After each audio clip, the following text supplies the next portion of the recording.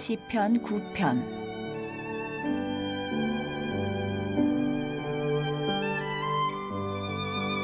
내가 전심으로 여호와께 감사하오며 주의 모든 기이한 일들을 전하리이다.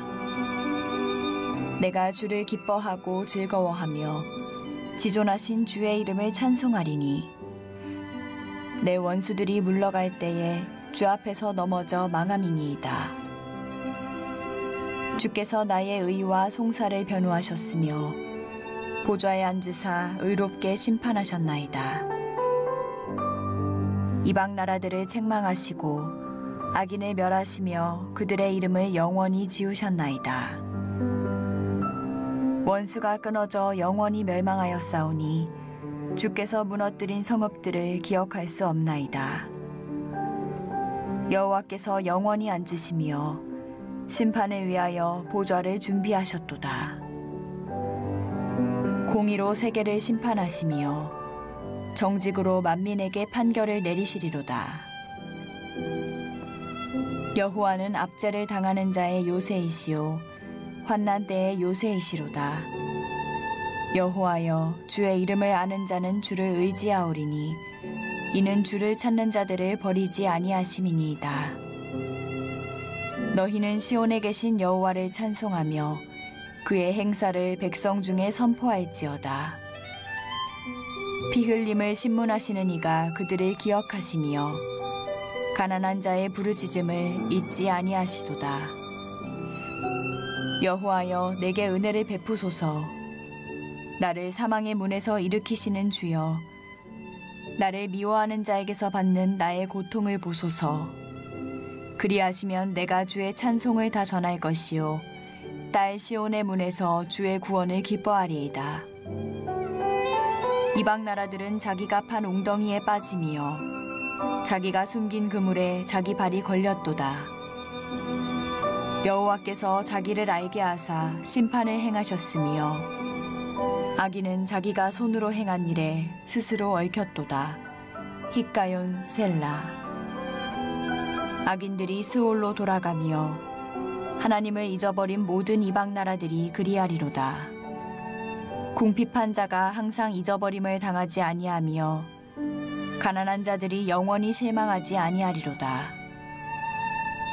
여호와여, 일어나사 인생으로 승리를 얻지 못하게 하시며 이방 나라들이 주 앞에서 심판을 받게 하소서. 여호와여, 그들을 두렵게 하시며 이방 나라들이 자기는 인생일 뿐인 줄 알게 하소서. 셀라. 오늘도 이른 새벽 미명 하나님 품에 나오신 여러분 모두를 주님의 이름으로 축복하고 또 환영합니다. 시편, 참 놀라운 주옥 같은 말씀이죠. 우리가 기독교의 경전인 시편의 말씀을 새벽마다 한 장씩 성독하며 나갑니다. 오늘 시편 9편의 말씀을 묵상하면서 많은 생각들이 교차되고 또 많은 영적인 깨달음을 갖게 됩니다. 철학자 파스칼은 말하기를 하나님은 철학자들의 하나님이 아니라 아브라함의 하나님, 그리고 이삭의 하나님, 야곱의 하나님이다, 그렇게 말을 했어요. 이게 무슨 말일까요? 하나님은 철학자들의 관념 속에 자리하고 있는 하나님이 아니고 우리의 구체적인 역사 속에서 살아 역사하시는 살아계신 하나님이시다라고 하는 그런 이야기입니다. 할렐루야. 이 새벽에 여러분에게도 이 믿음이 있기를 간절히 바랍니다. 하나님은 살아계신 분이에요. 철학자들의 관념 속에 있는 하나님이 아니고 구체적으로 우리의 구체적인 삶의 자리 속에서 살아 역사하시고 또 우리의 던져진 실존이라 그러죠. 우리의 아픔, 우리의 인생의 문제, 우리의 고통까지도 외면하지 아니하시고 함께 하셔서 때로는 구원해 주시고 때로는 싸매 주시고 때로는 일으켜 주시고 때로는 응답하시며 우리 가운데 살아서 역사하시는 그 하나님이심을 여러분 꼭 믿으시길 바랍니다. 그래서 우리가 믿음의 길을 걸어가면서 이 하나님을 체험하는 간증이 있는 삶을 살게 되는 이유가 여기 있어요. 하나님이 박제화된 하나님이라고 한다면 어떻게 그 하나님을 만났다고 내가 그 하나님을 체험했다고, 내가 하나님 앞에 기도했더니 하나님께서 그 기가 막힌 웅덩이에서 나를 건져주셨다고, 그런 간증이 어떻게 나올 수가 있겠어요? 그런데 기독교 역사를 돌아보면, 또 기독교 경전을 묵상해 보면 끊임없이 등장하는 수많은 하나님의 사람들은 끊임없이 살아계신 하나님에 대한 간증, 그 살아계신 하나님에 대한 체험의 이야기, 온통 그런 놀라운 신앙의 스토리로 가득 흘러 넘치고 있는 것을 보게 됩니다. 저는 바라기는 여러분에게도 그 체험이 있길 바라고요, 그런 간증이 있는 성도들이 되시기를 간절히 바랍니다. 이 시편 9편을 읽어보면 다윗 역시 그가 하나님을 체험하지 않고서는 도저히 기록할 수 없는 이런 놀라운 말씀들로 가득 흘러 넘치고 있는 걸 보게 되고요, 마치 이 시편 9편을 읽어보면서 제가 느끼는 저의 영적인 느낌은, 이것이야말로 다윗의 간증이구나, 이것이 나의 간증이요, 이것이 나의 찬송이니. 우리가 찬양에도 그런 찬양이 있잖아요. 다윗의 삶의 간증이구나 라고 하는 사실을 경험하면서 이런 간증이 저와 여러분에게도 있기를 간절히 바랍니다.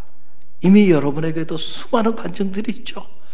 정말 힘들고 어려웠던 시절에 이런 기도 제목, 저런 기도 제목들 다 이렇게 내놨는데 보니까, 돌아보고 나니까 하나님께서 다 응답해 주셨어요. 할렐루야. 얼마 전에도 어느 권사님이 아기 돌잔치를 한다 그래서 초대를 하셔서 제가 토요일 날 돌잔치에 참여한 적이 있는데, 그 참여하면서 가만히 보니까 그분이 2014년에 혼자 집사님으로 우리 교회 오셨는데, 그때 그분의 기도 제목이 뭐냐면 남편도 구원을 받고 자녀들도 구원을 받고 다 그리고 홀로 있는 아들은 또 좋은 신앙의 배우자를 만나서 결혼됐으면 좋겠다고 그 기도 제목을 이렇게 내놓는데, 제 마음에 이게 보통 기도 제목이 아닌데 그런 생각이 들어요. 가족을 구원하는 일 결코 쉽지 않은 걸 제가 너무 잘 알기 때문에 시간이 오래 걸릴 것 같은데, 이런 한편으로는 염려가 있고 한편으로는 간절히 기도해 드려야 되겠다. 그분은 그런 기도 제목을 내놨는지도 잘 모를 수도 있어요. 근데 저는 하나님이 특별히 주시는 은사가 있어서 그런지 다 그 기억이 남아요. 그런 것들이 생생하게 기억이 남아요. 여러분 기도 제목 내세요.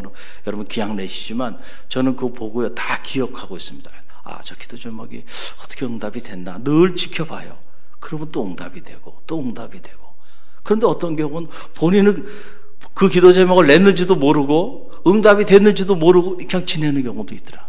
기자 농담 삼아 한턱 내셔야 되겠어요. 그런 얘기를 해요. 왜냐하면 기억하라는 거예요. 기억하라는. 한턱 내셔야 되겠어. 그때 이렇게 힘든 적이 있었는데 이렇게 기도했는데 하나님이 이렇게 축복하셔서 이렇게 응답해 주셨잖아. 그 잊으면 안 돼. 할렐루야. 그런데요, 남편이 우리 교회에 나왔어요. 얼마 있지 않아서. 근데 한 달에 한 번씩만 나오시겠다 그러더라고요. 처음에 이분도 평범한 분은 아니구나. 그러더니 어떻게 보면 아내보다 더 열심히 나와요. 결국 집사님이 되셨고 또 시간이 좀 지나고 난 다음에 아들이 나오더라고요. 할렐루야. 그러더니 사업을 오픈하는데 또 기도해달라. 그게 가서 제가 또 기도하고, 그리고 조금 있더니 아내를 얻었는데 또 믿음의 저자를 얻었잖아요. 할렐루야. 그들이 또 하나님이 축복하셔서 아이를 낳았어요. 그래서 지난 부활절 날 제가 세례식을 줬잖아요. 할렐루야. 또 외국에 있었던 딸도 들어오게 되고, 그런데 또 그 가정에도 또 이런 우여곡절이 있었어요. 그런데 하나님께서 또 예쁜 또 아들을 또 허락하시고, 가만히 내가 이렇게 앉아서 보니까 믿음의 일가를 이루었다고요. 그 사람들이 다 갈릴리 교회 성도들이 됐어요. 7년 만에. 본인은 그걸 헤아리지 않고 있을 수 있지만 저는 그게 다 헤아려지잖아요. 이런 일들이 우연히 되는 일일까? 저는 아니라고 생각합니다. 할렐루야. 할렐루야. 우리가 잘나서 하나님이 축복해 주는 건 아니에요. 우린 다 부족한데, 그런데도요, 우리의 마음이 하나님께로 기울어 있으면 하나님께서 우리가 부족하고 연약해도요, 그런 사람들을 외면하지 아니하고요, 축복하시고 결국은 다 응답해 주시더라고요. 할렐루야. 오늘도 여러분도 이 믿음을 가지고 살아계신 하나님 앞에 예배하는 새벽이 되길 주님의 이름으로 간절히 축원드립니다. 오늘 다윗의 생생한 간증이죠. 1절 말씀 우리 함께 읽어봅니다. 내가 전심으로 여호와께 감사하오며 주의 모든 기이한 일들을 전파하리이다. 아멘. 그의 간증문의 첫문은 이렇게 열리는 거예요. 내가 전심으로 여호와께 감사하며 주의 기이한 일을 전파하리이다. 하나님을 만난 사람의 그런 간증의 모습은 이렇게 시작하는 거예요. 내가 전심으로 감사하리이다. With all my heart. 저는 이 대목에서 도전을 받아요. 정말로 내가 전심으로 하나님 앞에 감사하고 있는가? 내가 정말로 전심으로 내가 만난 하나님, 나는 이런 하나님을 만났다고 그 하나님을 간증하며 전하며 살아가는가? 전도는 다른 게 아니죠. 도를 전하는 건데 무슨 도를 전하나요? 내가 만난 하나님, 그 하나님에 대하여 전하는 거예요. 할렐루야. 그래서 살아계신 하나님을 체험한 성도는 전도 안 하는 것보다, 그러니까 전도하는 것보다 전도 안 하는 게 더 어려워요.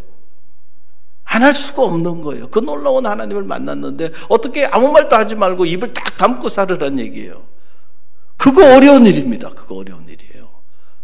여러분의 집에 놀라운 일이 있는데 아무 얘기도 말하지 말고 입 딱 다물고 살라 그러면은 그게 쉽겠냔 말이에요. 말하고 싶죠. 말하고 싶어요.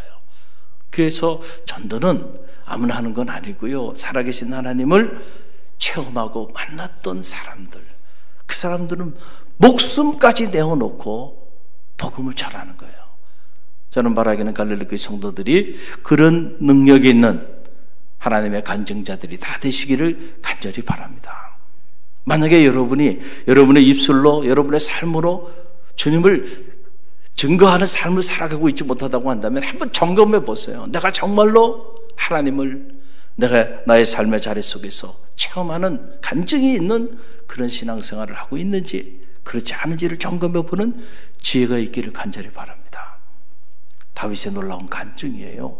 여러분, 우리는 생각할 수도 있어요. 다윗이 그래도 감사할 만한 일들이 많이 있으니까, 그러니까 전심으로 감사하고 그렇게 전심으로 여호와를 전하겠다고 말하지 않겠나, 이런 생각을 할 수도 있는데, 사실은 다윗의 삶의 자리 안에 들어가 보면 그냥 평탄한 꽃길을 걸어가고 있는 그런 삶의 자리에서 이런 위대한 고백들이 나온 것은 아니에요. 여러분 보세요. 13절 말씀 보게 되면 다윗의 삶의 자리를 들여다볼 수 있는 말씀이 여기 나오는데 함께 읽어봅니다. 여호와여 내게 은혜를 베푸소서. 나를 사망의 문에서 일으키시는 주여, 나를 미워하는 자에게서 받는 나의 고통을 보소서. 그랬어요. 참 보면 다윗이요, 이렇게 나를 사망의 문에서, 그 다윗이 지금 사망의 문 앞에 지금 자리하고 있다는 거 아닙니까? 내가 지금 사망의 문 앞에 있는데 이 사망의 문 앞에서 나를 일으켜 구원해 주실 일은 하나님 당신밖에 없지 않습니까? 주여 나를 미워하는 자에게서 받는 나의 고통을 보소서. 그러니까 참 다윗 같은 사람을 어떻게 미워할 수 있을까? 우리가 생각하기에는, 그렇죠? 그냥 흠모하고 사랑하고 존경하고 따르면 될 텐데, 그런데 그런 다윗 같은 그런 사람에게도요, 그를 미워하는 사람들이 그렇게 많았어요. 그래서 이 시편에 보면 대적들, 원수들, 이런 표현들로 사용되잖아요.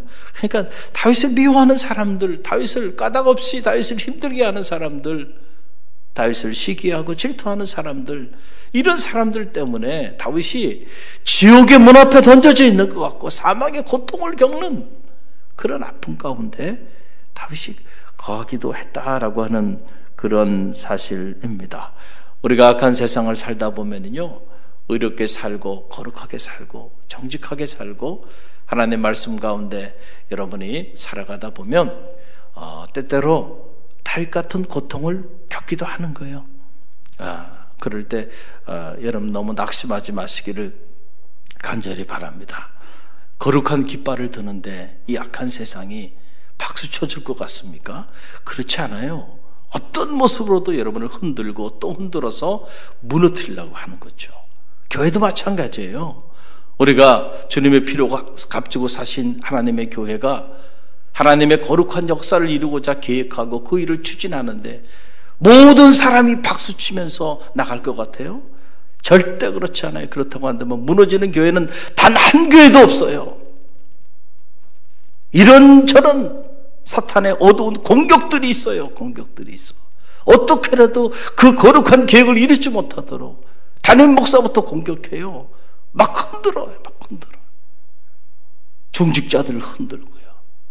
교회 안에서 교회 밖에서 끊임없이 하나님의 거룩한 일, 하나님의 나라를 세워나가는 그 일을 하지 못하도록 기독교 역사 전체가 그래서 박해 삽니다. 끊임없는 박해 속에서 하나님의 교회가 세워져 나가고 있다는 사실을 여러분 꼭 기억하시길 바랍니다. 그래서 이것을 우리가 영적 전쟁이라고 하는 거예요. 영적 전쟁. 그래서 전신 갑주를 입고 하나님의 전신 갑주를 입고 이 영적 전쟁에 그리스도의 강한 군사가 되지 못하면은 다 무너져 버리고 마는 거죠. 저는 말하기는 갈릴리 교회 성도들이 고통 가운데서도 고난 가운데서도 살아있는 강한 그리스도의 무장된 군사들이 되시기를 간절히 바랍니다. 그럴 때에 여러분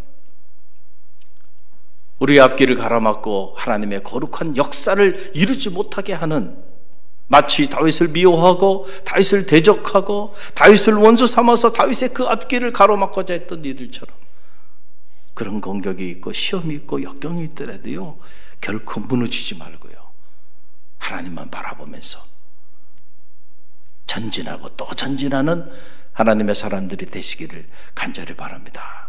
놀라운 건 이런 고통 속에 이런 고난 속에서도 사망의 문으로 밀려 들어가는 것 같은 고통 속에서도 그가 하나님 앞에 전심으로 감사하고 하나님의 행하시는 그 놀라운 일들을 그가 주저하지 않고 전파하는 삶을 살 수 있었던 비결은 바로 뭔가요? 하나님께 그 고통의 삶의 자리 속에서 그 고난의 삶의 자리 속에서 하나님 앞에 전심으로 부르짖으며 구하고 또 구하였더니 하나님이 그의 기도에 응답해 주셨다라고 하는 이 체험이 있기 때문에 그렇다는 거예요. 그래서 여러분 3절로 6절 말씀을 보세요. 3절로 6절 함께 읽어봅니다. 내 원수들이 물러갈 때에 주 앞에서 넘어져 망함이니이다. 주께서 나의 의와 성사를 변호하셨으며 보좌에 앉으사 의롭게 심판하셨나이다. 이방 나라들을 책망하시고 악인을 멸하시며 그들의 이름을 영원히 지우셨나이다. 원수가 끊어져 영원히 멸망하여 싸우니 주께서 무너뜨린 성읍들을 기억할 수 없나이다. 자, 다윗의 간증이죠. 이렇게 수많은 원수들이 있었고 그를 무너뜨리고자 하는 수많은 대적들이 있었지만은 그런 가운데서도 다윗이 하나님 앞에 기도하고 또 기도하고 그러고 나갔더니 하나님께서 결국 다윗과 함께 하셨다는 거예요. 그래서 하나님이 나의 대적들을 무너뜨린 그들의 성읍을 셀 수 없을 정도로 그 수많은 대적들을 하나님께서 다 무너뜨려 주셨고 하나님께서 의로 공의롭게 심판하셔서 악인은 멸하시고 의인은 세워주셨다는 거예요. 다윗에게는 이런 간증이 있는 겁니다. 할렐루야. 다윗이 그 수많은 전쟁에서 그 수많은 정말 기가 막힌 웅덩이에서 이제는 다 끝났다고 생각했던 그 순간에 하나님께서 다윗과 함께 하셔서 결국 악인은 멸하시고 의인은 세워주셨다는 거예요. 의인의 성급은 세워주시고 악인의 성급은 다 무너뜨리셨어요. 그래서 다윗이요 그 하나님을 만난 거예요. 그 하나님을 체험한 거예요. 그러니까 다윗은 전심으로 하나님 앞에 감사할 수밖에 없어요. 전심으로 하나님이 행하신 그 놀라운 일들을 전파하는 그런 전도자의 삶을 살 수밖에 없었던 거예요. 그랬더니 하나님께서 이걸 선순환이라 그러죠. 하나님께 감사하며 나가는 자들에게는요, 놀랍게도 감사할 일이 계속 일어납니다.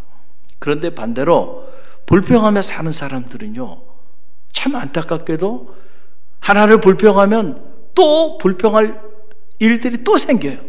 계속 불평만 하는 거예요. 그러니까 이 사람은 평생 이걸 악순환이라 그래요.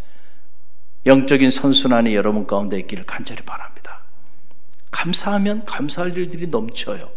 할렐루야. 그리고 여러분이 하나님의 행하신 그 놀라운 기이한 일들을 입을 다물지 말고 간증하며 살면, 그러면 하나님께서 그것을 보시고 더 크게 간증할 것들을 허락해 주신다니까요.